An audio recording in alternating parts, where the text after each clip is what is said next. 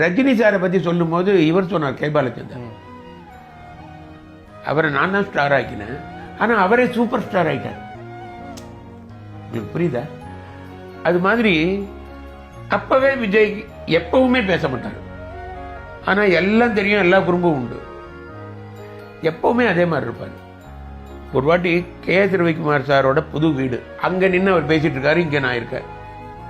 இப்போ கொஞ்ச நாளைக்கு முன்னாடி அவரை பார்த்தேன், ஒருத்தர் பார்த்தா ஹலோ அப்படிம்போல்ல, ஹலோ அப்படின்றதெல்லாம் விட்டு செலுத்துவேன் அப்படிம்போல்ல, இப்படின்னு ஒன்று வானு கூப்பிட்டேன், அங்கே கிட்டன்னு வந்துட்டாருங்க கிட்ட. How nice is he? இல்லை நீங்க வர சொன்னீங்களேன்றார். அப்ப அவர் இளைய தளபதி.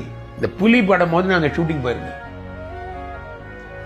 போன போது அப்பதான் இவர் என்கிட்ட வந்து, அப்படியே இருக்கீங்க, இப்போ பார்த்த மாதிரி கொஞ்சம் கூட மாற்றம் அப்படின்னு அந்த வாய்க்குள்ள வச்சு அப்படியே பேசிட்டு இருக்காரு.